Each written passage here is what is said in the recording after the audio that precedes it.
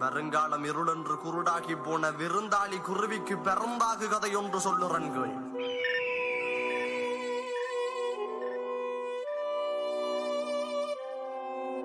சுடுகாட்டில தாண்டவம் ஆடிடும் ஈசனின் கைகளில் ஆடுற ராவண வீண செந்தமிழில் கவி தொடுத்துவாரன் கம்பங்களை வெட்டு பாடுற பிள்ள வெள்ளி நகையாடும் கூட்டம் முன் பின்னே கேளிக்கையாய் பல வேடிக்கை காட்டும் வஞ்சகம் போய் சூது களவு காமம் வென்று பாவங்கள் தேடி